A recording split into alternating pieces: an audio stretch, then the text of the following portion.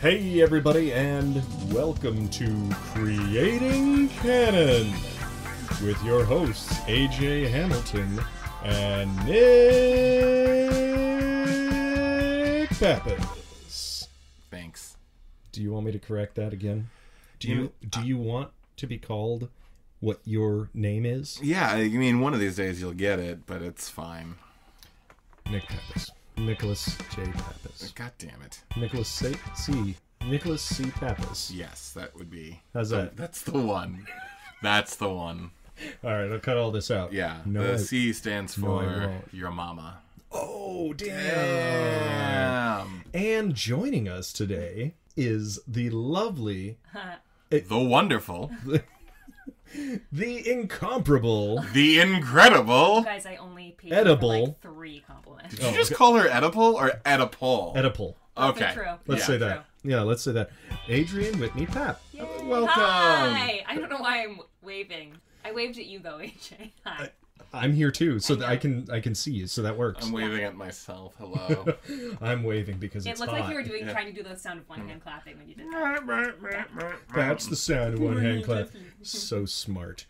Hey everybody, we are here today to talk about a wonderful movie. Came out in 1988. Yep. It's called A Cry in the Dark. Which, for those of you who've never heard of this movie, you've probably heard one of the most misquoted lines in history, which would be, Adrienne, you want to... Well, the misquotation is the dingo ate my baby. A dingo ate my baby! That's right. With a wonderful But what Cockney should accent. it be? Yeah, it's a dingo took my baby. Interesting. She that's says right. that about 3 times. Yeah. That's right, we watched A Cry in the Dark, starring Meryl Streep and Sam Neill and about, 350 other people. Yeah. My God. It's a Yeah. large cast. Yeah. Which made it very confusing. Lord. I get and not a bunch of distinct people. No, you that know? was that was the issue. Because That you kept was- thinking, oh, I'm supposed to think this person is important. Oh, I need are to we hold on to flashing this back image to for this later. person? Yeah, yes, And then I was exactly. like, oh no, that was just a tidbit. Yeah. They'll never be seen again. Never seen again. No, of course not. And I understood what I understood what they were trying to go for, but it was very confusing. They were trying to go for look at all these vignettes of all the people. Look how widespread this social phenomenon is. It's pervasive throughout all of Australia and throughout all the world. But it took me.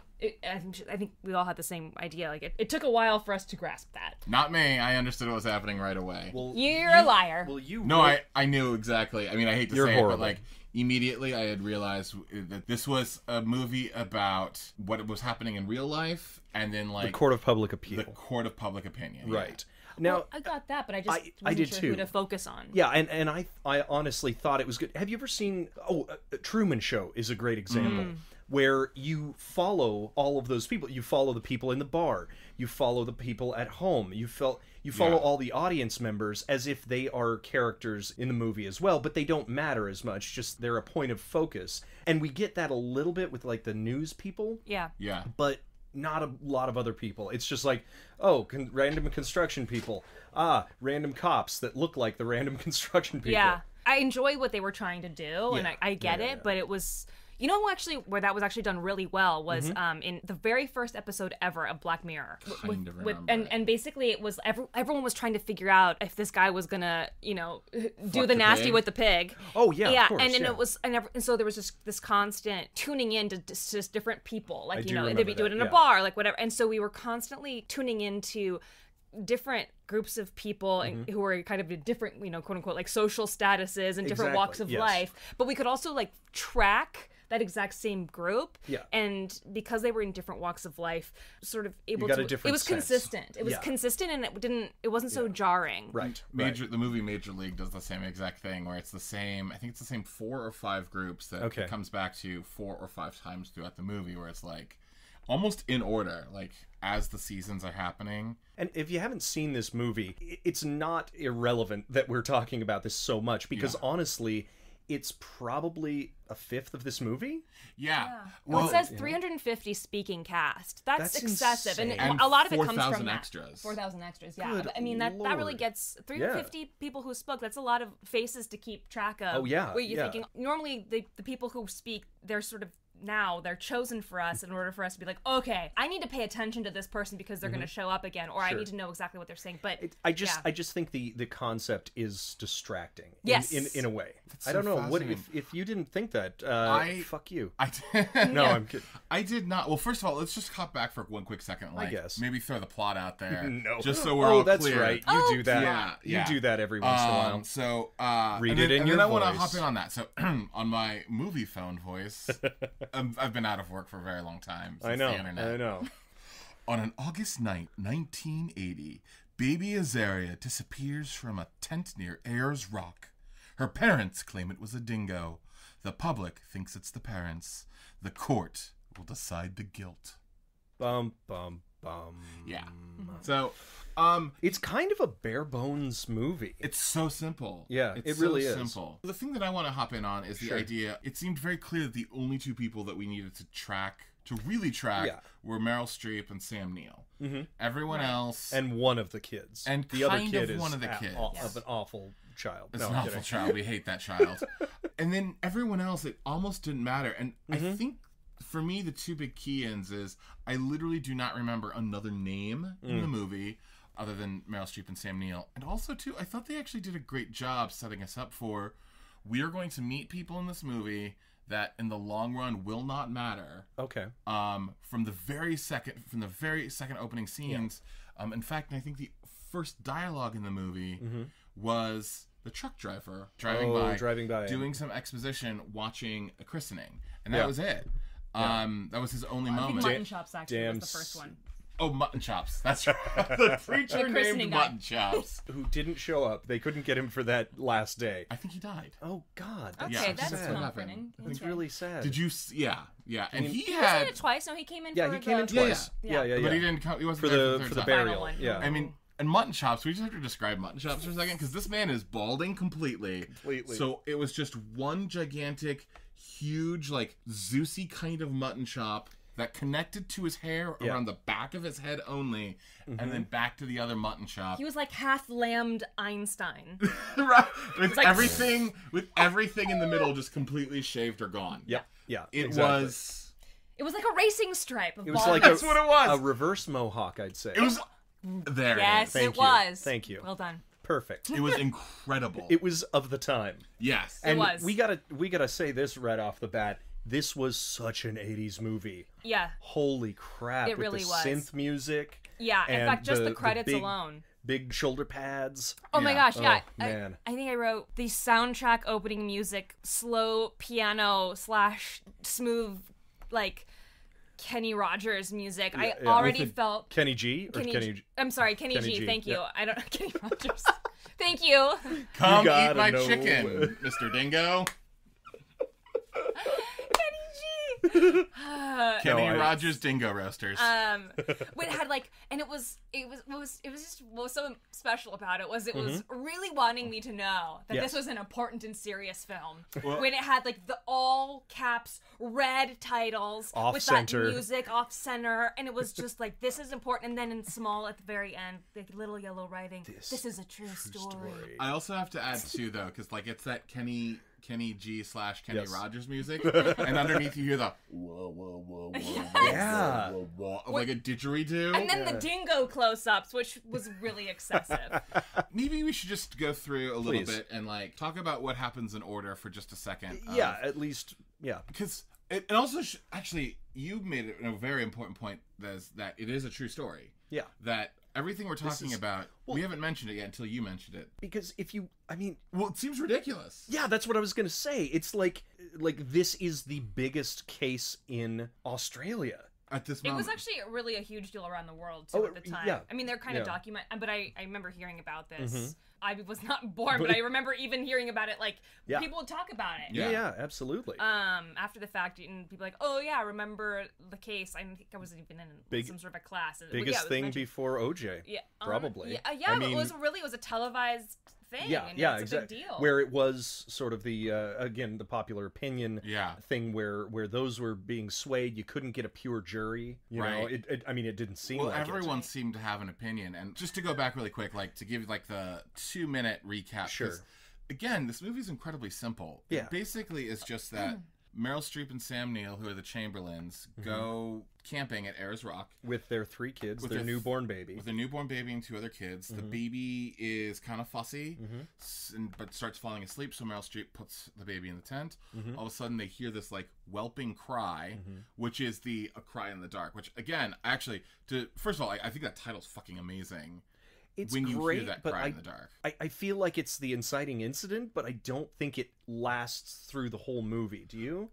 I think we should come back to that. Let's finish the. Yeah, Okay. sure. But let's bookmark that because it's interesting. Let's get through the whole plot. So then, basically, she goes, and as she's running towards the tent, a dingo runs out of it. The baby is gone from the tent. They do this big search for the baby.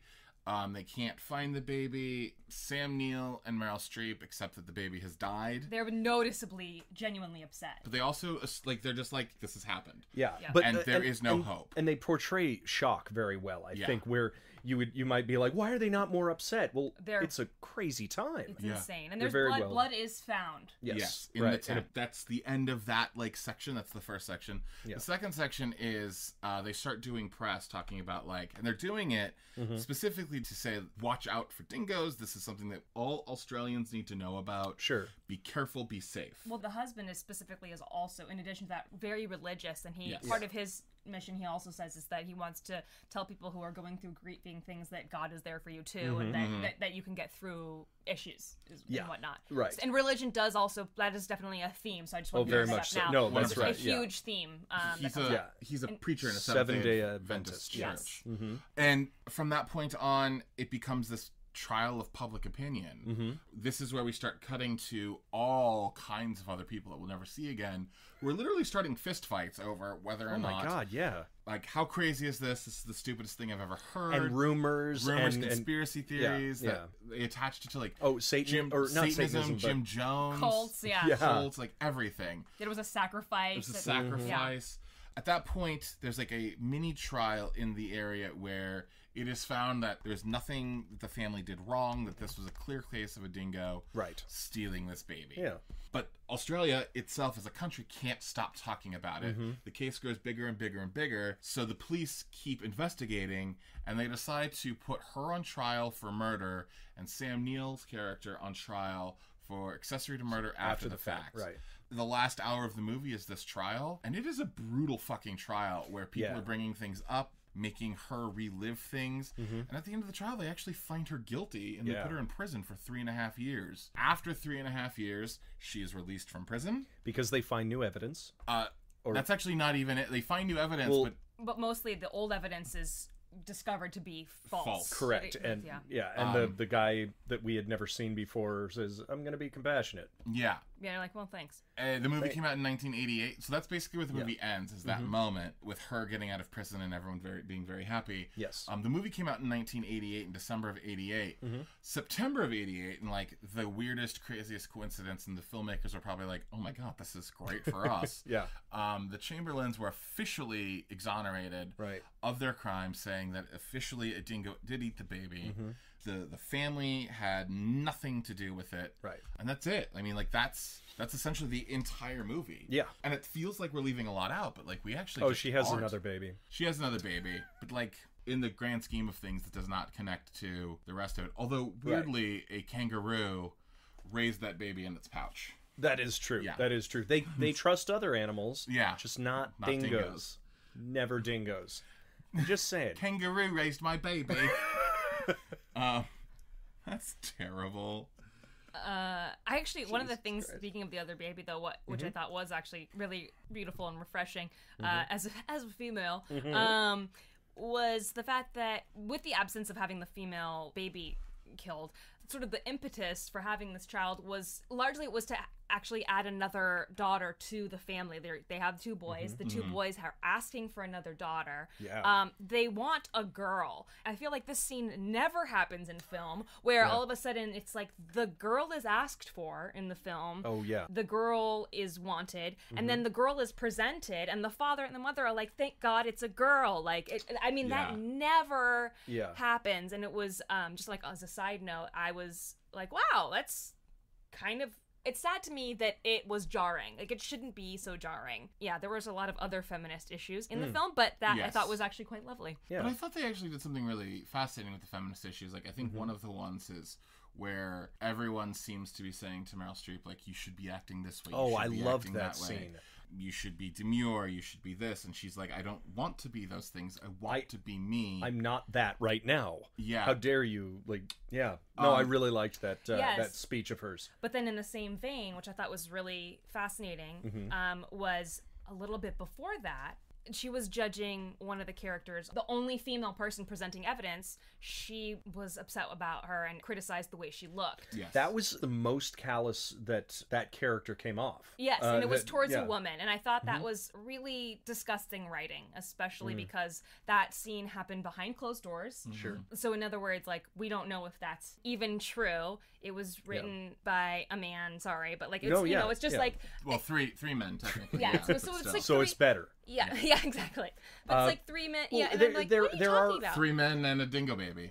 And also like a comparison of like she has the same hair as me and she's wearing a striped dress. I'm like, and I'm like, why are polka dot dress? And it's not an excuse for it, but it is absolutely, it's an 80s movie. It's a product of its time. There are mentions during the time, and I don't know if these were meant to be tongue-in-cheek, but there are guys who are like, get back in the kitchen, you know, that's where she should be, or something like that. That's what I there was are wondering. a couple of mentions Where totally with you. In fact, there was actually a moment where one of the reporters commented on what she was wearing into the courtroom, where she said, and Meryl Streep and the woman is wearing this and this, and they didn't comment on what the guy was wearing. Of and course. I thought to myself, I wonder if we were supposed to notice that.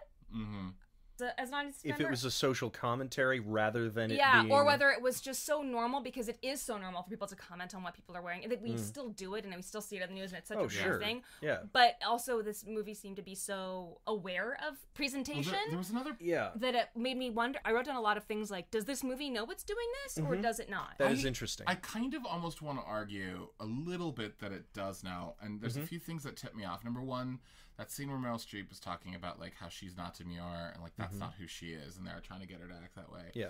Another scene that I thought that was particularly important was when the jurors were talking, and one of the jurors said, "At this point, it's 4 guilty, 4 unsure, and 4 not guilty, and it's the women. We need to get them on board." Yeah. Which I thought was, and again, And they were all crying. like all the At way the in the end. courtroom, They was didn't crying. actually believe it. They were basically bullied into it. That's Yes. right. And Yeah, I agree. Yeah. I agree too. Because they could have been a hung jury. I Totally. don't know if that term exists in Australia. Australia, I but think I it mean that does. would have been what it would have been. Yeah. You know, so And to me, I feel like that's one of those things where it's like that can't. There's no way that's an accident. right. I don't think there was sensitivity of our time Yeah. Right. back then, but I think it was closer. It Yes. was. I don't think it was perfect. No, by no, any yeah. means. I mean, obviously, but I think it may have been more progressive than we are even giving it credit for. And I think that's one of those Who things knows? that always becomes interesting about something Yeah. of this time period, where Yeah. it can be so progressive in one sense, where like all of these things feel progressive, but then that exact scene that you mentioned, where she's talking about the other woman and what she's wearing and how she looks and how disgusting she is because of that, and yada da da da, could also just be them not realizing that that is in and of itself its own layer of gross sexism. Absolutely, yeah.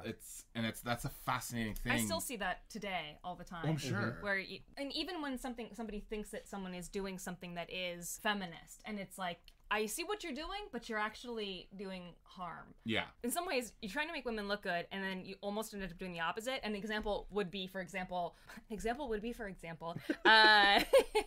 you write a strong female character, but one of the things that she says is, I'm strong, and I'm amazing, and I'm great at all these things, and I'm not like other women who do all this and this and this. And you're like, wait. Oh, that's ripping them down. Wait a second. Sure. What do you mean you're not like all other women, Totally, right? Like totally, you're sort of exalting this one woman, but then you're also saying that other women Everything. aren't By like tearing that. someone else down. Right. Yeah, I think absolutely. this is one of those things I think that's just really important. Just we as humans need to realize, because like, look, Adrienne and I are two like white straight dudes, and Adrienne's like a white woman, and the point of Just this like is one. just is I'm like one. Similar to one.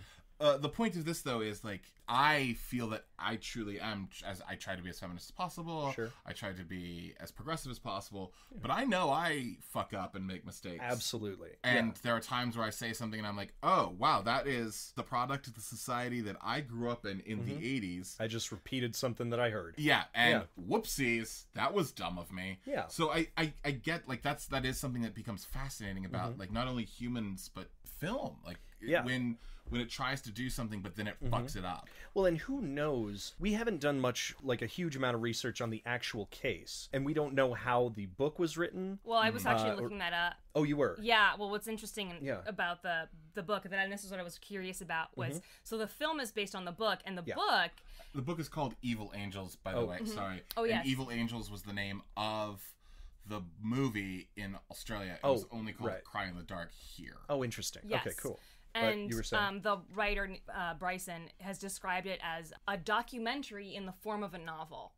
So it's... So he's definitely taking some there's liberties. a bias, he has his own bias, and also there's a lot of religion in the film, and apparently the book has a lot of religious quotations in it. He attended the trial, so he has notes about the trial and what happened in there. He did interview a lot of people on the periphery of the case. Wait, but let me guess, not the Chamberlain. He did. Didn't get that impression from what I saw. Interesting. So it's interesting. Then there's a lot of license, creative license taken here, even in the love story, and all the drama, even from the couple side, where they're like, I don't know, like they're holding hands one day and not holding hands another day, and there's all this tumultuous.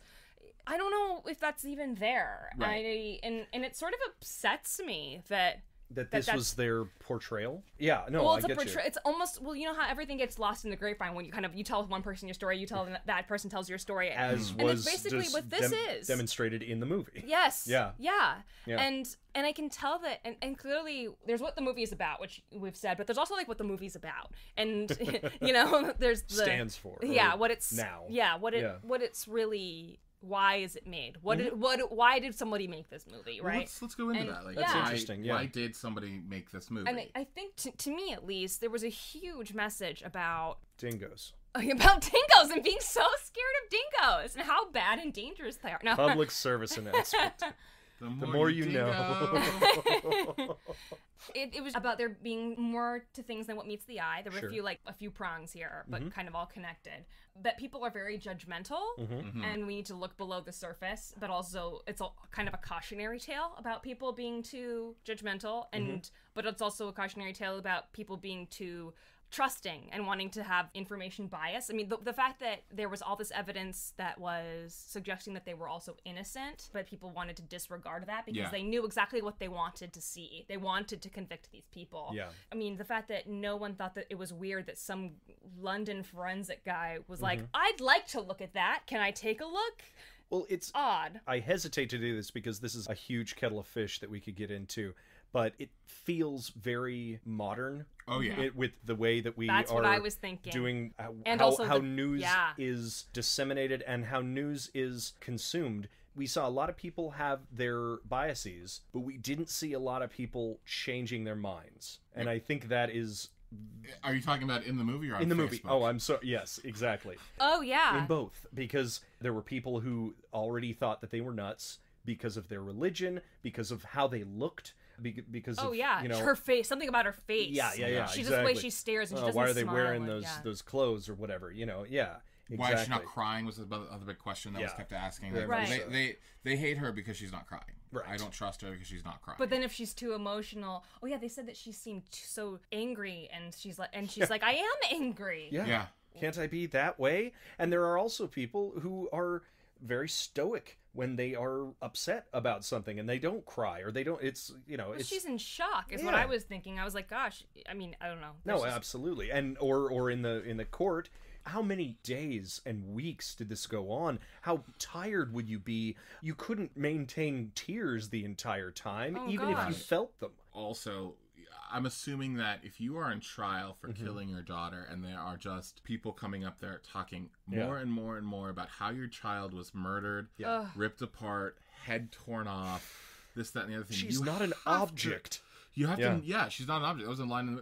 She might be, but this is a human. Yeah.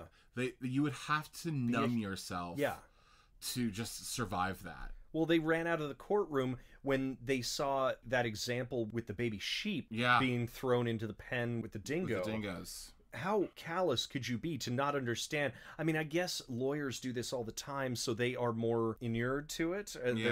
They're just like, process. But these people, that's the first time they've been in there. So they're not professional witnesses, anything like that. Although I would have to throw out that, like, that in a big way is coming from the point of view that they are innocent. If you were coming from the point of view that they are guilty, then it doesn't matter, because of course she is not. the one who killed the baby. Absolutely. So it just doesn't matter. I want to rewind a little bit, just because we've been talking about the bigger issues, but there's a very interesting point in the beginning of the movie, after the dingo attack, that they're driving to the motel that they've been put up for in the night, and I think Sam Neill's character is riding with the nurse, and he has the camera bag underneath his leg, and she says, "Oh, I'll take that camera bag from you," and he said, "Oh, no," and it's shot in the way that is supposed to be very suspicious. Yeah.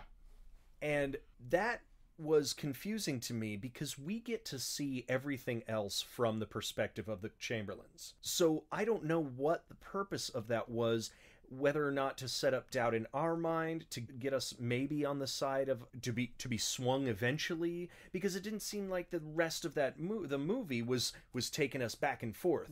Well, I actually, what's really fascinating about it is I think it's our own personal biases that we bring to the movie, because part of that whole section with Meryl Streep, and I didn't notice it the first time, but I noticed it the second time when they cut back to it. Okay. When she brings the baby to the tent, comes back. There's like a whelp, and they're just sort of talking, and someone's like, "Oh, is that the baby?" And she's like, "Oh, yeah, let me go check." And then but that's somebody else. It's not her. Right. She goes back and checks, and she sees the dingo run out of the tent. But when the dingo runs out of the tent, we actually don't see the baby or anything with the baby. So I think there is supposed to be slightly a question of, oh, sure, like, I think we're supposed to understand that there was a dingo in the tent, but like maybe the dingo was drawn there because of the blood in the tent. I swear, which, like you say, the bias, I thought I saw something white as he was running away with it. I don't think there was. I don't think there was. No. Yeah. I think you're both liars. Go to the tape. I think there. No, there's no way to watch it again. Which actually confused me, because I thought, is it in her mind that she's? Yeah, that is interesting. I think so. We're meant to not know. I think there's supposed to be some question. I also thought though that it was because it was her perspective that it's botchy. You Right. know, all she kind of sees is like, maybe this is just kind of too sophisticated for me to kind of for AJ and I to handle. Well, no, I'm fine. pretty no, dumb. Let's go for it. I am pretty That's dumb. fine. No, it's cool. It's all right. Yeah. Give us a shot. Okay, No, go ahead. No, I think it might be like too sophisticated of a device to be placing on this moment. Okay. Is what I mean. But Yeah. my thought about that was that potentially it's her perspective, and it's the concept that like your memories are never quite perfect, and then that kind of comes back around where she's like, I don't really remember, and they address it with him too, and then they kind of put him in that corner. Yes, true. Although I gotta say, that lawyer, who was clearly written as a jackass, was a jackass, and was asking really fucked up wordplay questions. Yes, trying to trick him into saying something. Really screwed up. But I did like, and I wanted to put this in sort of the what we can steal from this movie, is they didn't do it through the whole trial, but every once in a while they would do a quick flash of a flashback. Yeah. And I really liked that, the sparse use of the storytelling to just jog our memory, or saying that this is her memory right now. These are the flashes that she's having right now. I thought that was an interesting way that they used that. It was actually, because and flashbacks almost even like a micro flash, because the moment will last for like half a second almost. True. And then we're back to her, where she's just trying to figure out what happened. True. And I don't think that that's necessarily unfounded, that concept. I mean, they're telling the story, like you say, for a reason, and so maybe it was shot that way, remembered that way, the perspective was that way, so that it would be ambiguous. So I think, and I'm sorry, I just wanted to, before we Yes. Sorry, can I say one more thing before we move on to the stealing stuff? Absolutely. Oh, I'm not sorry. even ready to go on to stealing stuff yet. I got a couple of other things that I want to point out. Okay. Oh, no, yeah. It was just about the whole, like, what is it about thing, Yeah, too. please, of, like, yeah. just a few things that I wrote down was hugely about what's a lie, what's the truth. Like, not even just in the case, but, like, Okay, in yeah. life and how Yes. it's presented, and particularly in terms of the press and who distorts what kind of information and how it spreads. And a few of the quotes that I wrote down was when Meryl Streep's dad says, "The lies go around the world while the truth's still putting its boots on, sweetheart." Definitely. It was Yeah. just That's so such a great quote. Yeah. And it was because she was saying, why there's all these lies, and no one's even saying a kernel of basically the truth. And that's Yes, when he says absolutely. that.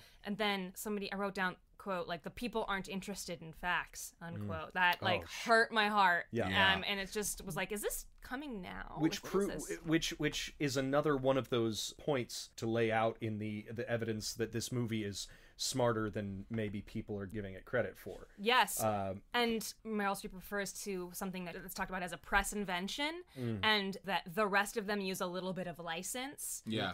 yeah, like- 5 reporters Yeah, who were right, yep. and then everyone Right. else uses license. Yeah. And there was only one reporter out of like all of them who was, after they kind of did a segment, fixed his hair, wasn't focused on vanity or Right. things like that, where these people were just so clearly made to be not lovely people, just Right, sort yeah, of yeah, yeah. detestable.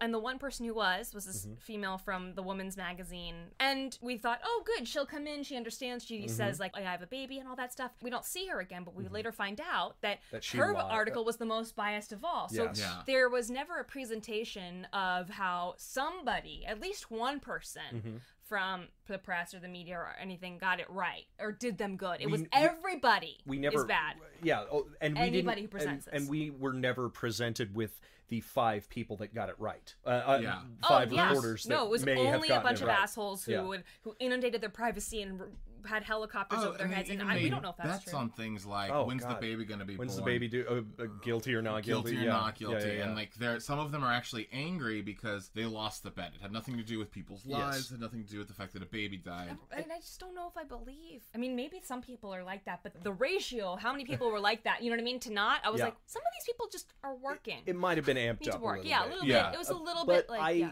believe, again, with the callousness of the lawyers being Yes. so experienced with this, can you imagine these people being stuck in a press room all day, Oh, yeah. finding a way to entertain themselves? I bet you it does happen. Maybe not to the extent that we see it in the movie, but it's a possibility. Well, I think You there's know, also hell. that idea of like, and I hate to say this, but because of the way they were talking about religion, there's also probably a little bit of that. Look at these yokels who believe in Sure. God and Yeah. yada da da da. Like, Yeah, ha, what idiot. You know, like there almost seemed to be a little bit of that place on it too. Mm-hmm. And also too, like on top of all of that, the public opinion, everyone just kept saying like they just want to be on TV, they just want to be famous, they just want to be Yeah. a part of the machine that pushes them forward. They keep doing interviews. Why? Yeah. Which, in a weird way, like, they completely, and I think accidentally, made themselves almost Kardashian-like. Where they didn't try to put it out there, but because they kept putting themselves out there, they made themselves famous. And It was very there's and it was very innocent at first. yes. It was very fascinating how they were like, oh no, we'll dress up in a suit, you Yeah. know, for our second interview and talk about religion and how great that is. And then they became that sideshow, that media sideshow. There's a thing in Australia called tall poppy syndrome. Have you ever heard of this? I have. Where Australians, and this is a gross generalization, but this is something that I've heard several Australians talk about, where when you are an underdog, all of Australia will root for you. But as soon as you like make it, everyone then just wants to turn around and take you down. Oh, that's not unique to Australia. I know it's not Well, YouTube, no, of but it's called course. tall poppy syndrome. Because Rebel Wilson talked about it quite a bit. I see it here in the U.S. too. Yeah. Oh, of course, but I think just it's... look at Jennifer Lawrence. Or I Anne was just Hathaway. thinking of Jennifer Oh, Lawrence. interesting. Yeah. Yeah. Where it's like, people hate her for the exact reasons they fell in love with her in the first place. Yeah. It's very weird. I love her because she's so authentic. Jesus Christ, why is she being who she is? Right. She's so fake the way she's acting now when it was the exact same as it was 5 she years hasn't ago. changed at all. Yeah. Yeah. Yeah. So no, ridiculous. and tall poppy, if the logic isn't understood, the taller poppies should be mowed to be the same height as all of the others. Instead of bringing the lower ones up. Yeah, exactly. Screw that. Yeah. One of the things I get it, yeah. One of the things I do want to hit about the media, and like to me the most fascinating part of this whole movie is that idea that the entire thing is tried in the court of public opinion, and all evidence is given by the media. The evidence is not given by lawyers. It's filtered through press and through media. And I think there is no other place that, like, if just in case you didn't catch on, like, that's what this was about. Yeah. There was the moment at the end of the movie where they're walking out and it freeze frames on the press as they ask the question, like, what is... I don't even remember what the question is. But what's fucking fascinating... Why are you still brilliant, fighting? Yeah, why are you still fighting? Something to that effect. And it freeze frames on the press. Most movies would freeze frame on the family. Yeah. Freeze frames on the press, and Sam Neill actually says a line over the freeze frame of the press, which is... You have this written down. You want to say it? Yes. He says, I don't think people realize how important innocence is to innocent people. And those people is the media, right? Like, and that was so fucking fascinating of like, hey, in case you don't get it, you. Yeah. This is you that we're is talking to. There's a line, I think, at one point, was it a dingo or murder? And I laughed out loud. And then I realized it's not about this specific case at all. This could have been any other case, and it would have been all about, like you're saying, it's about the press. It's about If the glove does how not the, fit, how you the must world acquit, turns. and like yeah. how we hear that line. Yes, exactly. How that we know that line today. I also think what's sort of, at least to me, what I think is kind of interesting, and this kind of just occurred to me, was the press obviously has a lot of power in Yes. things, and we see that. But also just the way that press power has changed in the sense that clearly there wasn't social media then in the way that there is now. But what made me think of this was the last line was the fight to restore their lives continues. Yes. And I think of just how many lives are destroyed by this concept of basically public opinion Sure. and getting the facts wrong. Yeah. Like now you see people's lives who were destroyed by a tweet that's taken out of context. Right. And I mean, there's an amazing article in Is it the it's one the New York about? Times Was it about about the woman who was going to Africa? Yes, yeah. And but she- it's not Oh my about God. that Turned her necessarily. phone That's one of- off and then She thought Yes, she was and a then comedian yep. and trying to be funny. And then by the time, and then she was fired. She had death threats Yeah. coming to her. We'll link that article in the Show notes. oh yeah, show notes. But Yeah, it's fascinating to me. It's a similar Absolutely. concept, but people have even more power now. with and it's with a different social media. Yeah, yeah. being able to contact. I mean, I'm not saying that the contacting of, say, Laura Ingraham or Sean Hannity's advertisers is bad. I think that's actually, I don't care necessarily for them, but but the normal person is able to reach out to those advertisers and say, "Hey, shut this down." Yeah. You know, I mean, it's such a mill. It's interesting, that whole idea of like the good for the goose, good for the gander, because like, and this is the hard part, is like, as much as I despise social media Sure. for allowing people to destroy other people as quickly as possible, doxing and all that stuff. Yeah, I also am very appreciative of the fact that, you know, when Harvey Weinstein does what Harvey Weinstein does, or when Chris Hardwick does what Chris Hardwick does, that it is over. And that is all there is to it's it. a tool. I mean, you have a knife, you can stab somebody with it, or you That's can, true. Yeah, you know, that's exactly create right. a meal and But- feed a bunch of people. But here's the thing. Here's the biggest problem with that is that, as we saw in this, people get a snippet and judge, and then it is out of their mind, or the damage has been done. Like you said, the last line is they are still trying to rebuild their lives, Yep. right? So we see this person on the plane going to Africa. We judge them. We destroy their lives. Not personally, but The royal we. the whole thing. We destroy their lives, and we don't see the backlash of it. We don't see the fallout of that person, because that person still continues. They're not King Joffrey, and we're like, yay, that person died on our show. Sorry, spoilers.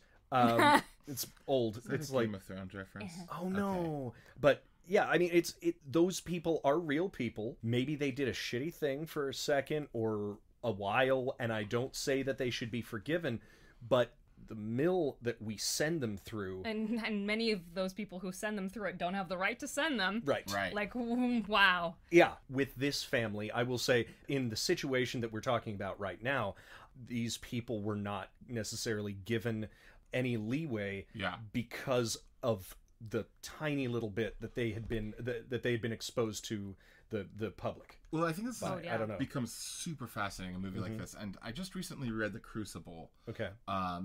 Which, on the one hand, The Crucible is so important still to this day because if you want to reinterpret it as the idea of looking at immigrants and how all immigrants are terrible people and they're rapists and thieves and MS-13, blah, blah, blah, blah, blah.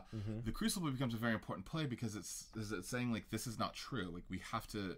But also, The Crucible is a play about a bunch of young girls who make claims about other people and ruin their lives. Sure. And depending on which side you stand on the political spectrum, you can look at The Crucible and be like, well, it's obviously saying that the Me Too movement is a terrible thing. Sure. Or you could look at it and say, like, the thing with immigration is a terrible thing that we lump a bunch of people together who do not deserve to be lumped together. Right. And I feel like this movie falls in that same category of it could be used as a tool for good or a tool for evil, depending on which side that you stand on. Very much so.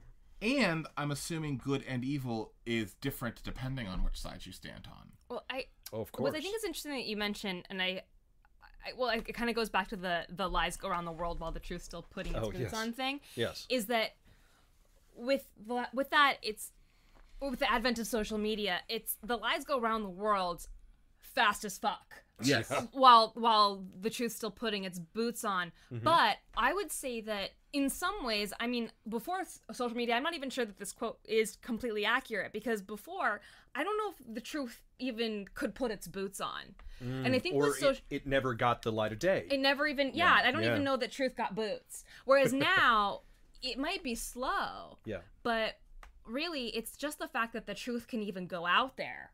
It has an actual, like, there's a canal, there's an avenue for it to even seep out. If people are willing to listen to it, maybe somebody will be able to claw back their dignity or something to that effect. But that's the problem with this 24-hour news cycle. We're already on to the next thing. We're on to the next thing, and there may be retractions in every newspaper. Nobody's going to look at that edit. I've looked at... That's a problem. You know, one of the things that I find so fucking fascinating. I don't. Do you watch Last Week Tonight with John Oliver? Sure. You do too. Yep. What I find so fascinating is if you watch that show, even if you watch it weekly, there are times where I've watched it and I'm like, that was this week? that was this week? And there are times where I watch it, it comes out on Sunday, and there are times where I watch it on Wednesday. Okay. And I'm like, this is old news. This is irrelevant now. This is irrelevant. Like, what he's talking about does not matter anymore because we've already moved on. Yeah. And 50 offshoots of this thing that he's talking as a hypothetical has already happened. Sure. Which is why I think it's smart that they sort of do its own unique piece that isn't in a way tied to exact news. Yeah. Yeah. But that's, I mean, it becomes fucking horrifying and fascinating. I mean, I think at the end of the day, just to kind of like wrap it up, like this feels like a condemnation of the worst parts of the press. I want to know what was happening politically at the time. Oh, I that really is was interesting. curious. And Reagan was president during this entire time span. And now I don't know what was going on. I wish I did, but I really have no knowledge about Australian politics. I don't what was going on at the time. But I'd be really curious to know if in some ways this was a product of its time, if people... I mean, of course it is, but you understand my drift here. Like that if there was, in some ways, people being accused of things, or if some people were turning on the press because of specific... what does this mean? And why? And what social pressures there were against religion. Yes. Because I gotta believe so much religion is different in different countries, and the perception of religion, like, I mean, there are more atheists in Europe now than have ever existed in America. I don't think it was in fashion to be atheist at all. I don't think so either, but I think that there was probably different developmental times. It wasn't worldwide that people all dismissed Seventh-day Adventists. Probably there was some reason in Australia that they were the targets then. I got the sense from the movie, and this is just from the movie, that Sure. Seventh-day Adventists were despised, but not necessarily like Christianity as a whole. No, I don't think so either. Specifically the Seventh-day Adventists. Correct, yeah. Because they and dingoes, man. They and dingoes. I wouldn't trust either of them with my baby. I feel like if it's not a band name, Dingoes Took My Baby should be. Oh, I'm pretty sure it is. Gotta be. Something early grunge. Yeah. I wanted to point out a couple, since we're talking so much about the press, and because we want to talk about stuff that we could steal, Yes. Yes. So let's do that. Wait, I'm so sorry. There's a couple more things God that damn I it. just really want to talk like about 3 more things. Is that okay? Wow, that's a lot. I know. Well, I just thought there was some really. Well, first of all, He's the worst. Sam Neill's short shorts are insane. Oh my god. Like that. Those were Fair enough. the shortest We will- of short shorts. We can steal those. Yeah, we can definitely Those do were that in. great. What's Yeah. wrong with short shorts? They weren't even that short. Are you kidding? He just has really long legs. If they were any shorter, his testicles would have been hanging. That's actually just not true. He That has is- really long legs. and he's And well, really short testicles. Yeah, So. so it worked out. I do want to say that we didn't even mention this yet. That Yeah. Meryl Streep was nominated for her 8th Academy Award for this movie, and she fucking sold the whole "Dingo Got My Baby" because it's so pop culture-y. I thought I was gonna laugh when that moment came. I agree. Yeah. She's running around screaming that, and like my heart was like, "Oh no! Oh god! Oh god! Oh god!" When she saw that the baby was not there, I was like, the second it happened, and she like freaked out. There were a few moments where I wrote down where I was like, Meryl, oh my god. I mean, even when she got out of the car at the end to see her kids for the first time, and how the car didn't even stop fully. As soon as it could like slow down enough, and she just got out. She is. I was like, She's a national treasure. She is. She just.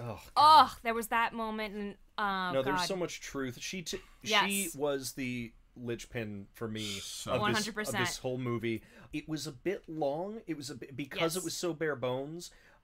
It did drag a little bit.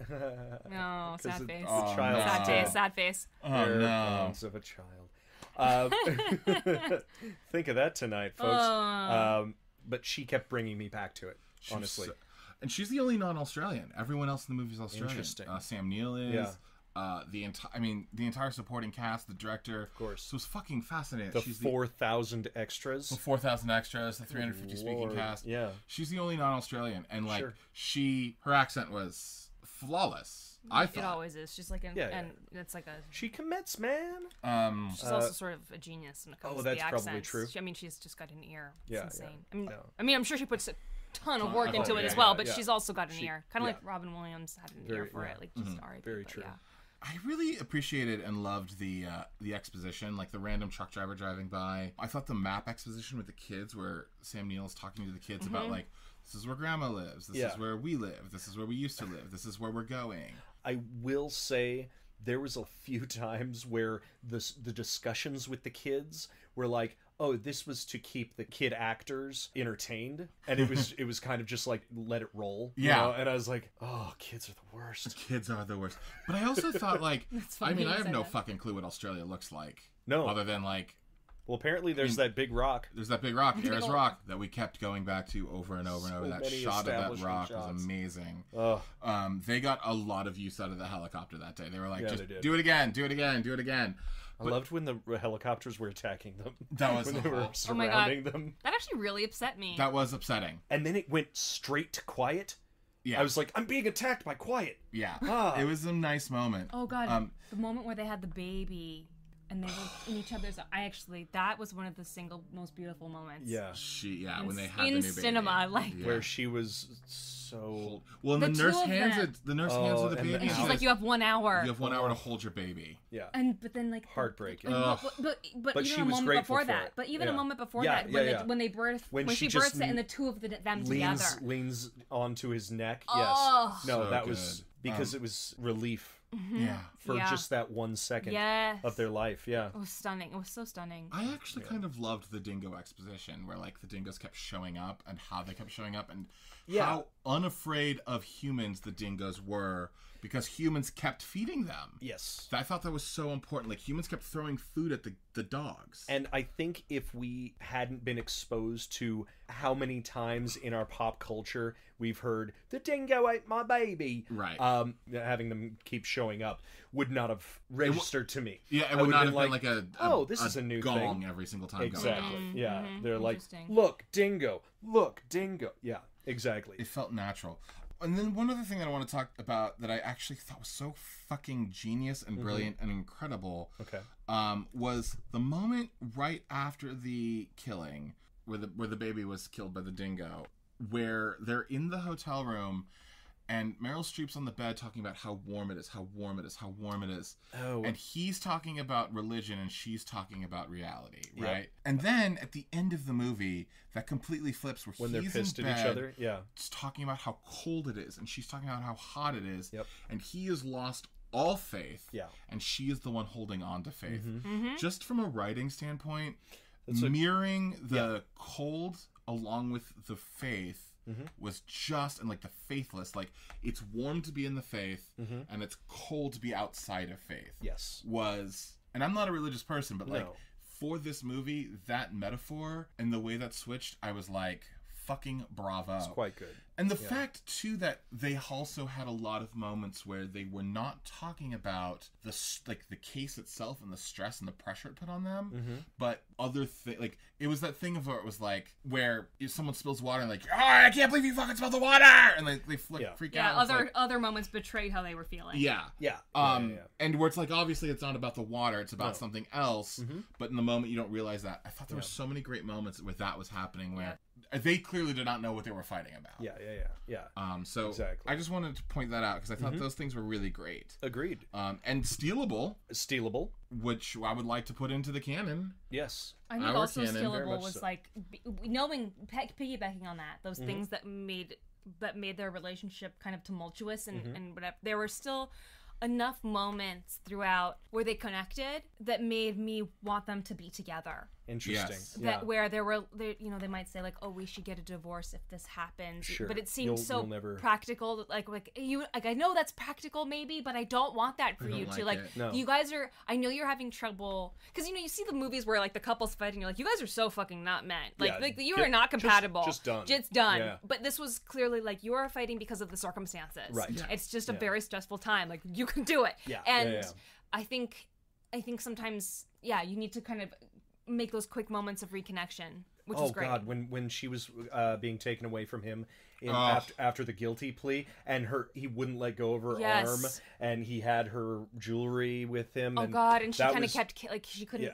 She kept reaching around so too. real, so raw, and so imperfect, and I loved it. It was really, really nice. And I love that none of them broke down together. Right. That was really a cool thing. It was like if one of them was strong, one of them was always strong for the other. Sure. Right. Which. And only really only when neither of them were strong were they fighting. Yeah. Did you notice? Like, No, I can see that. Yeah. I mean, when she was sort of freaking out and he was freaking out, then they were fighting. But then one would lift the other one back up. Yes. I mean, it might just be moments, but yeah. But even then, it wasn't like they sobbed or something. There was no like, oh Agreed. God. Yeah. We never really saw that. I don't want to say cheesy because it's not cheesy, but No. there's that moment in cinema, and Yes. it happens Yeah. often, Of course. And because it's it's realistic, but I liked this. It was a different aspect of the relationship. There's nothing more compelling. I mean, to me, and maybe maybe I'm wrong about this, but like, there's nothing more compelling than watching someone try to hold it together and crack versus somebody who just fucking lets it. Because anybody can drip the eye drops or whatever, or rub the stuff underneath your eyes to make you cry. If a person is truly in their mind working through something and being in that moment, it's devastating. And you know, it's one of those things, and there's truth to this, because like I cry at commercials. I Yeah. cry all the time. Sure. But there is never a time where I don't try to stop myself from crying. If that makes any sense, right? Like I'm always trying to like not cry at the commercial because I know it's silly to cry at the commercial, but no matter what, the tears come and I can't hold it together. But I think that's very human and real. Like I don't think people cry. Maybe I'm wrong about this. Maybe in some certain cases people cry openly, but like I feel like most people are going to try to stop themselves. Oh yeah, crying's like working out. Like you don't want to do it, but when you're done, you feel awesome. Yeah. But it only I think there are people with different thresholds. Right. There are people who are just like, I am a man. I've been told by society I'm not supposed to cry. Yeah, I get that all the time. You know, I know that. Yeah. Well, Dude, we're all Bruh. Listen, the ladies are out. The men will play. It's fine. I don't get it. Okay. It sounded like It's all right. The kitchen's over there. I thought like I'm going. Oh, did you need something? In Yeah, there? yeah. Okay. Go ahead. I'll go. Oh God, the hell. Where did we I go? don't know. I'm thinking about food now. I know, right? I'm hungry. Did they ever eat in this other than the The dingo? That's a good question. No, they had the veggie dogs. Oh yeah, the veggie sausage. Yeah, the veggie sausage, and then I don't think they ever ate again. Yeah, the dingo did. I mean, that's basically it. The dingo ate enough for everybody. Oh boy. Oh god. So things that I wanted to steal girl. and a lot. It's a girl with a dingo. girl. Oh girl. Aww. The dingo took my baby. So to steal things, I loved two moments about the press. One where we had seen them shoot the interview, one of the very first interviews, and then it was in the editing room how they were manipulating. What and that immediately showed you the disingenuousness of the press. You could almost even argue that it's not disingenuous as much as purposefully disingenuous as much as they are creating a show. They are creating a narrative. Yeah. Yes. Yeah. It has their own. And it's not that it's wrong, but it's not right. But you see that it is a lens that you're seeing it's through rather manipulated. than just like when the guy started shooting the reverse shots of his interview with them, and they were nowhere in sight. And he was asking the question, that was going, brilliant, and shaking his head. Yes, yeah. And he made himself look good and stuff, and you're like, oh. Exactly. But I liked the little nods, like you're saying, the little, I care. Yeah. Maybe that is interesting. And just like you're doing to me right now. You don't. Yeah, care. I care. Well, again, though, I would argue that what he was doing wasn't disingenuous. It's just the way it's done. It wasn't mean, and it wasn't. They were just getting the footage. They were just getting the footage, and then how that's cut together will largely shape how that is actually perceived. And it wasn't like he was asking a different question or anything like that. It was just saying that this is how it's presented to you, which is not necessarily the way it actually is. Happened, Which is like think about the things that you see. Yes. Think about it. Which I like. I like news. Sorry. Oh gosh, I like inducing healthy skepticism in everything. So much. Yeah. Yes. I think it's essential. Skepticism should be an everyday thing. Critical thinking. Do you like to do skepticism and everything? Feel that way? Yes, I do. I think I do. Let me think about I definitely do. Yeah, Yay. yeah, for sure. Cool. What are we talking about? What's going on? Speaking of shots, there's a couple of great shots that I thought in the movie. The two that really stuck out to me was the awesome shot where it's through the blinds and it moves closer up. That moment was so wonderful. It's when she's talking about how that case, and it was a specifically important thing for us to focus on. And it was voyeuristic in a way that actually was extra fascinating. Yeah. Unfortunately, it was super weird to me that she knew about this case and that she was mentioning it at this point. Oh, yeah. So she said my lawyer's going to present this tomorrow, though. Yeah, it just seemed super, super weird and Yeah. random, like in the context. It was like 2 sentences could have helped this. Yeah. If she had been researching it, or that was the thing. They didn't show her doing any research or doing anything, and I was like, why is she telling this? I want the lawyer to tell her. Yeah, exactly. Why isn't not? the lawyer Why just wouldn't that telling be her? presented like that? Yeah. I was going to say the other shot. I was just going to throw out the other shot was that scene where they are hugging in the jail cell just after she's guilty, and it's moving. I think it's panning left to right. Yeah. And it's going past the bars, holding each other, and then just hits the wall, and all of a sudden, she disappears out of the picture. Yes. You were talking about the scene where she meets the woman from the Woman's Magazine. It was fascinating because it was moving almost imperceptibly, but it was moving from that woman on to Meryl Streep.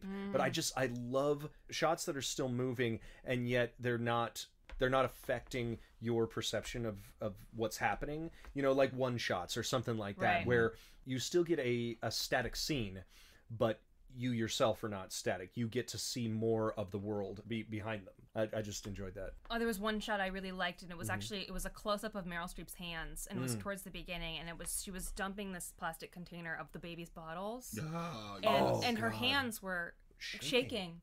And to me, that's so stealable because I love it when there's close-ups of physical aspects of trauma that aren't. I love face close-ups. Don't get me wrong. I think that that's just it's underutilized pretty much in lots of things. But I think that it's underutilized to show the other physical manifestations of those kinds of things as well. And I just thought, bravo that that was caught because it's such a beautiful. She's such a composed character, particularly in the face, and she even kind of mentions that about herself, that she is trying to keep it together. So it gave me a lot as somebody viewing it to see her body betraying how she feels. One thing that, speaking of hands, we shouldn't steal, or at least learn from, is the very last insert shot. That was the worst part of this movie. Yeah. Honestly. So Meryl Streep's talking about what it's like to be free in front of her congregation, and Sam Neill reaches around, and it's supposed to be this like really nice, comforting, like we're together, reassuring. But it comes across like he grabs her waist in a way that's like, I mean, like I hate to say aggressive and sexual. That's exactly what I say. It's like sexual, almost like, I mean, like, look, I'm gonna say something that's horrible that I wouldn't necessarily say, but like the shot felt like it should be accompanied with the line, "Listen here, bitch. You say what I tell you to say." Yeah. Or something like... Or you better not talk about that right now. Yeah. Oh, I was going to say, we're totally going to bang later. You know, something to that effect. It was weird. You know, it was very, very odd. I got the don't talk about that thing in front of everybody. That too. Like, he was stopping her from saying something. And I was like, what? But I don't think that's the way that Mum was supposed to play. Because then later they showed him and he was holding her where that was, and it was loving. But that's what I wrote down. I was like, you have to make sure that the insert shots that you get tonally match. Yeah. Who saw that and said... We all were like, what? Who saw that and said, maybe we should do a reshoot, because probably we can get the two hands, even if we get other hands. And probably I wonder if actually that's what they did or something. Is they actually... Oh, interesting. I wonder if that was a double. Yeah. And that's why it was weird. But it didn't... You know what it did? It felt like they cut 2 takes together. And they needed a weird insert. Yeah, good point. You know? That could be. Not that she messes up that much, I'm sure. I'm sure it wasn't her. No, probably not. It was probably technical. Oh, they ran out of film. Yep. Yep. Oh, that was great. Meryl Streep does not mess up. No. The other thing that this isn't a shot, but the thing that did this bother anyone that like the coffin didn't pay off really? That it only just was coffin? A red herring? Yeah, essentially. It was really unexciting to me. So at the very beginning, they introduce it in a very odd way. You could have introduced the fact that the guy was a preacher in any other way, but which I didn't even get from that. I thought he was just facilitating a meeting. Yeah, I did not get that he's a preacher from that either. No, but there's a sign that says, "Quit smoking, you're gonna die." So you have a beautiful, basically child-sized coffin made for a metaphor for throwing your cigarettes and pipes away. Yeah. Like, in the meeting, he basically collects just hand them a garbage can. Yeah. And then later, the little coffin shows up in the garage while everyone's looking forever. And they're like, "Oh, so that's what's weird. This?" And it's not like it comes out in the news. Yeah, that's what I'm saying. It does. They talk about when one of the people. Just after that scene, when like in those random things, one person says to another, "Did you hear he had a coffin? He had a baby coffin." Good Lord, for a throwaway line. Yeah, I would have liked bull. it to be introduced in the court case or some shit like that. I could see where that would be, but like it just felt so significant. Yes, and somebody spent a long time making that prop. Yeah, it was a beautiful prop. I'm assuming though this goes again to the idea of court of public opinion, where some facts don't actually matter. Yeah. The idea that, like, he does have a baby coffin, and how...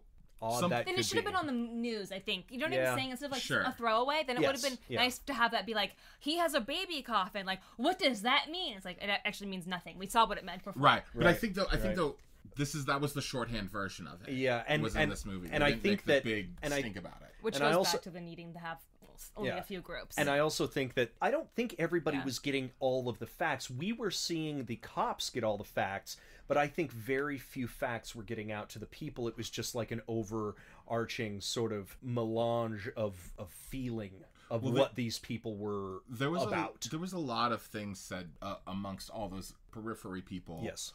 Where people were like, well, my cousin who's a cop who knows another cop heard this. Sure. Which I think is fascinating, though. Yeah. I mean, like, how many times have either of you heard, "Oh, I know somebody who knows somebody who knows somebody who told me this about this." A lot in this business, a lot. That somebody's on meth or something. Right. Yeah, exactly. Well, I had a student in one of my classes who was like, "My uncle is a cop in Vegas, and here's something that you don't know about what was found in the hotel room." Like, things like that. Oh, wow. Which was weird to hear that. Why are we those kind of animals? Why are we the animals that eat that shit up? We are the dingoes. It's a metaphor. I think we're just incredibly curious. We about are people. curious, I mean, yeah. curiosity killed the cat, but I guess it killed us too. I mean, Yeah. you know, And the dingo, probably. I think humans are naturally curious people. I mean, Yes. in some ways, I think that's really what's fueled our survival in many Sure. ways. But now, with people so idle, I think Yeah. that our mind turns to other things that don't necessarily matter or are a little bit beneath us. We also, I think, Oh. the Schadenfreude Yeah. of it all, that Very we much so. really love the idea of seeing other people taken down so we could be lifted. Which goes very back to the true. tall poppies, right? Like, Again, yeah. it's fun to take people down if that means that we're lifted up. I was just reading Interesting. an article that mentioned that people who are working a job and they are consistently surrounded by people who are doing better than them will do worse because they are constantly comparing themselves and they feel super bad Interesting. about themselves. Yeah. You know, in some ways, yes, you know, if you want to get better, you need to play with a better player and whatnot. But Right. there's also a Right. limit because you can start to just feel hopelessly bad about yourself. The weak link becomes the super weak link. Yeah. Like, Jeez. one person can bring a bunch of people up, but a bunch of great people cannot bring up somebody bad. Yep. Fascinating. Maybe they're just not destined for good things. Oh boy. Listen, give up. That's Well, the message that's of the this message whole... of this movie. I think though people do want to know where they stand Yeah. in certain things. Oh, I think of people course. are always checking in with other people, and in some ways, Self- there's you know the social status games where like you're handed cards and you have to figure out what your social status is based on how other Sure. people treat you. Yeah. Oh, totally, yeah. And that is very telling to me, and I think you don't really know what you're like based on how your Self-analysis is entire very self-analysis difficult. is Yeah. basically based on how other people treat you. Well, and you're the star of your own movie Mm-hmm. also. So it's like cognitive dissonance if you're like, wait, but in the movie, the hero's supposed to win, but I keep losing. Right. Usually we have a segment on here of how this relates to canon Yeah. and how this is similar to canon. I don't think there's much. Well, I think there's three things. I mean, it's a movie. It's a movie. That's pretty much it. Golden Globus produced it. Sure. Which is both, you know, I mean, those are kind of half jokey. Blessing in on that, our like- curse. But the one thing that I would say that I find in all canon movies, Okay. at least I feel like, Dingoes. dingoes. Interesting. No, the idea that, well, there's actually two things when Okay. I really think about it. One is, I think, very direct, and that is the idea that in a lot of canon films, I feel like no matter how good or bad you are capable, like how good or bad you are as an actor, they fucking go for it. Like, I don't think a lot of Interesting. people phone anything in a lot of the canon movies we've seen. They do their best. They do their best, whether or not they're capable of being Meryl Streep. But I felt like in this movie, everybody did their best. And it's very clear. Meryl Streep was incredible, but I also thought Sam Neill was fucking great. Sam Neill, I doubted him at the beginning. So did because, I. You I know, thought he had weak moments in the beginning. Yes, But I exactly. really warmed up. But that's his weakest time because he doesn't have a bunch to work with until the depression and the losing of faith, and those scenes I just thought he He nailed. was so dislikable too as a Oh, character. yeah, Just agreed. so But sexist weirdly, and gross. I mean, I know this is And going to sound really blonde. weird, Ugh. and this might be just because I'm a male, but like, he is Yeah. so disgusting, but also like, at the same time, like, I don't hate him and write him off and think, God damn it, I wish you were not here. If that makes any sense, right? Like, there's something still about him that I found compelling. I don't know. And the other thing too, and this is kind of a reach, but the idea of exploitation. Canon makes exploitation films, And they exploited this issue. and Clearly. this is something exploitive about this. Oh, very much so. Yeah. And those are, and I understand those are like, I think this is the most purposeful Yes. exploitation that they've ever done. You know. and those feel like I'm really grasping. I got to be honest. Like, I feel Me like those too. are really grasping. No, but, I like, think this doesn't necessarily fit very No, well in not the quite. canon, canon. Yeah, as it is. It's a Would you- subcanon. it's a subcanon. I think a super canon actually. Right. On the top. Out of curiosity, Canon. because I really loved this movie a lot. I thought it had a couple of bumps in the road, but like overall, I was just enthralled. I loved it. How did you feel? Were you like, if you were to talk about this movie, would you recommend it? Would you? Guest first. I have mixed feelings. I think if I saw it when it was made, I would probably really feel compelled by it. However, I'm very much a modern woman and I'm a product of my time. And in general, I'm difficult to please when it comes to not being pissed off by characters. It really takes me out of a lot of films. And I found there to just be commentary aside. Like, I'm talking about moments that were specifically not made to actually piss me off. Yeah. You know, where I'm like, oh, cool. Like, way to, like, phone in that message. And, like, The accidental I see it. sexism Yeah. of it all. Yeah, but just the accidental sexism where it's just like, that's clearly a product of its time. And it's hard to enjoy something when it's just so glaringly lacking in certain aspects. Painful. I completely understand where you're coming from. Absolutely. I think movies are an opportunity to, since they still have not invented time machines. What's with that? Come on. I think Get on they that. have invented time machines. But it's in the future? It's just in the future. They just haven't come back because we're worthless? Yeah. Yeah. That makes sense. I wouldn't want to come back Right? now. Oh my god. Yeah. But they are a version of a time machine to Yeah. get in and see what was acceptable, what was the thought process. Even if someone was ahead of their time, it was still a person relegated to 1998. Yes. And that's the only excuse. 88. What did I say? 98. 88. Yeah. I don't know. I just thought I'm maybe I in was the time missing machine. something. Yeah. No. In 1988. That's what I meant. AJ was saying this movie was ahead of its time, but behind our time. Right. Yes. Got it. It was like right in the middle. 10 years forward, 20 years back. No, I think that that is the only... Opposites attract? So sorry. So sorry. No, you're not. No, I don't know what point I'm making. I'm just saying that it is hard to watch a thing, especially since it's got no way to redeem itself. Right. It's got no way to update itself in real time. Yeah. Yeah. And I think this again goes back to that idea of like what I was talking about earlier of like where it's different. I mean, like I'm a white male, so like the male part of me can easily look past elements of this movie where it's hard for you, and I'm not trying Or to it just slips by. or just slips by differently Because I think also they're just not seen. It's not even necessarily seen. I mean, I just did I just did a project, and there were comments that were made directly towards me and a colleague, and I was looking for backup from my male colleague, and didn't even pick up on the fact that this was a misogynist or sexist comment that I could have really used some backup on. Yeah. When it was just so clear to me that this was sort of a dehumanizing thing, and so it's just and that was that. And it's not, and this is a very kind guy who means very well, but it's just not directed at him, so it doesn't go there. Yeah, and it doesn't affect him in any way, or it doesn't hit him in the same way. This is your first time on our podcast, and I'm so glad you came on this episode, because I think you probably would have been a little more pissed at any of the other movies that we've I don't doubt it. except for maybe weirdly Inga, which is a softcore porn. Nice. Check it out. Okay. Check it out if you got a time. Like weirdly, that's that's the one that you might have actually But enjoyed like the most. X-Ray or other things. We were pretty pissed off at those ones. Yeah, exactly. And we're dummies. We're cavemen. But no, you guys are not. It honestly is no. You should give yourself more credit. But oh no, you started earlier with this might be too sophisticated for you. You dummies. That's not what I was saying at all. I was not at you guys. You are. But Adrienne, I'm immensely appreciative of the female view in any situation. I'll tell all my female friends, okay? Okay, cool. Yeah, That's what I'm going for. Yeah. Lady points. Lady points. Yeah. Oh, thank you. AJ, little known fact, AJ wakes up every morning and watches The View. Mm-hmm. Yeah. Because of that. And I put up on my Lady Points wall every time I watch that and nod whenever Whoopi or one of the other ones. Sarah Gilbert? Yeah, sure. Joy Behar? That's Sarah Gilbert is on The Talk. Thank you very much. Oh, that was a test, AJ. You failed. I just saw an SNL skit about that with Zach Galifianakis. Look it up. It's a very funny skit. Oh, I bet.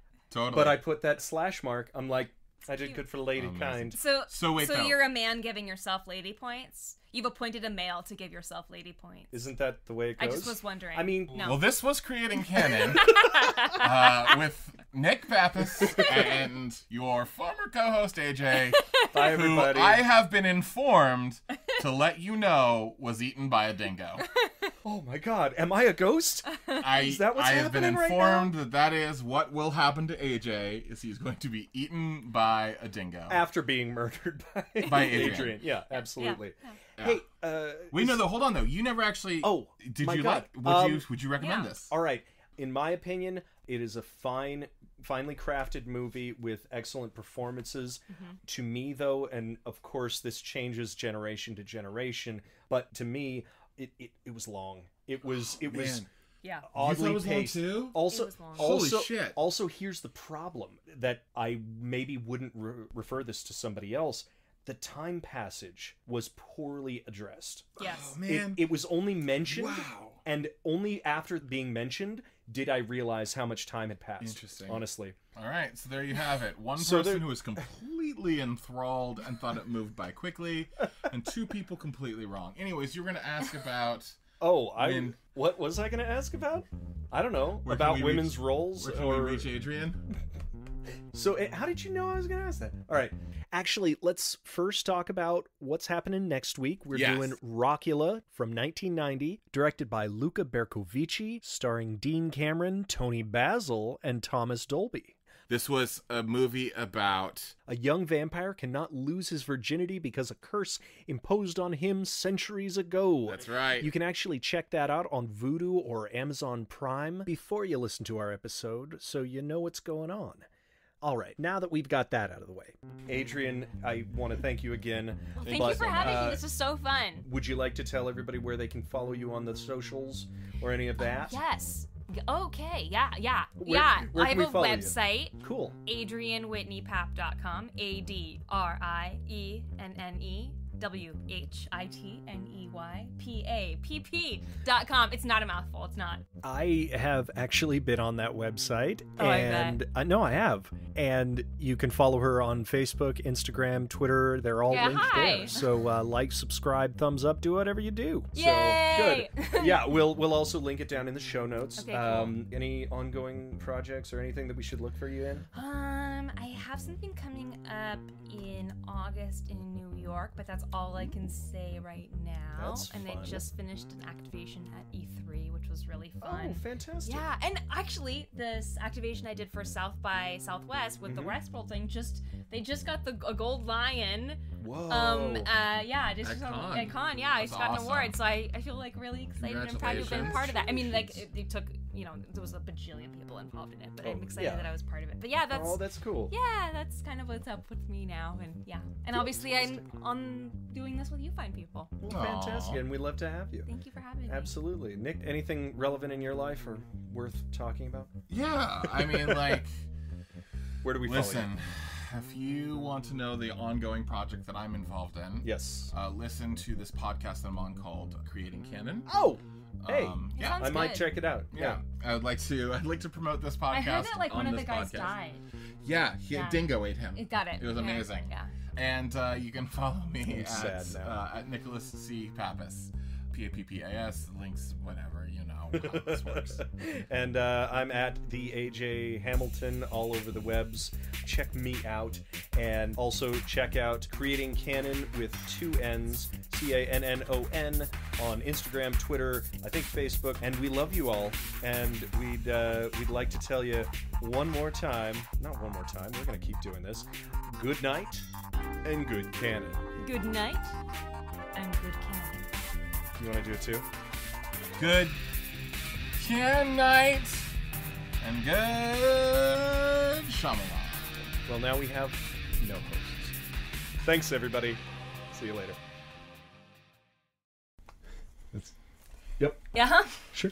I wanted to be part of it. Well, you are now. Thanks. Recording on your end. Recording on my end. I'll record your end. Oh, okay. Orgy in the zoo. Hey. Aw. You knew the lyrics immediately. I had to teach them to her. No, stop That's it. not true. Yes, it is. I was raised better than you, apparently. But I like the lyrics. They're good lyrics.